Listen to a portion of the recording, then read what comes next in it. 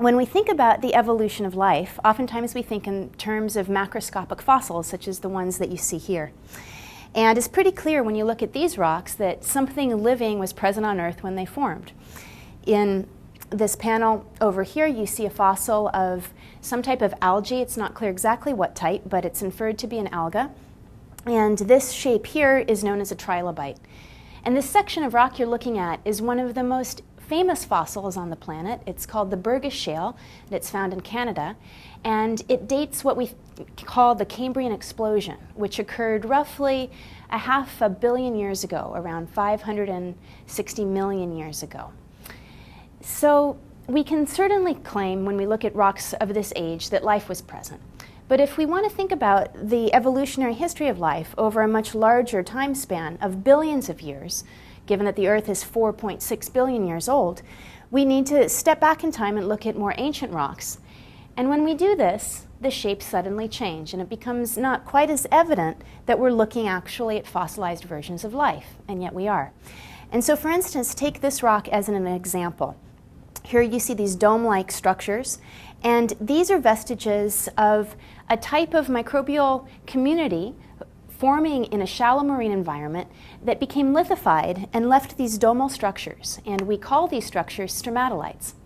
Now, this particular rock that you're looking at is about 3 billion years old and is from South Africa.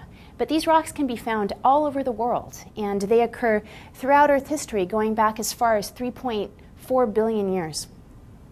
However, when we go even further back in time, for example, back to 3.8 billion years, you can see ore deposits that one might not intuit immediately had anything to do with microorganisms, and yet they do. They indeed record a history of microbial activities that was quite profound, so profound that it quite literally transformed the planet.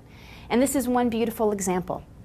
So what you're looking at here is actually a 2.4 billion-year-old quarry. This is in Western Australia in the Hamersley Formation, and this is known as a banded iron formation. And they're extremely important today because they constitute the world's largest source of iron ore. But they also record a remarkable history of the evolution of metabolism.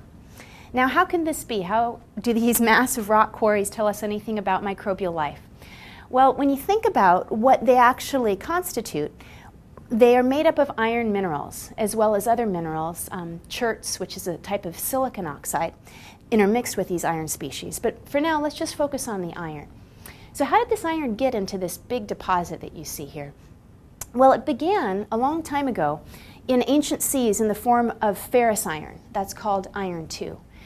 And then some process, which I'll get to in just a minute, oxidized this ferrous iron to ferric iron. And at that point, it could react with constituents in the water, such as hydroxyl species, to form iron minerals, such as this one, ferric oxyhydroxide, rust.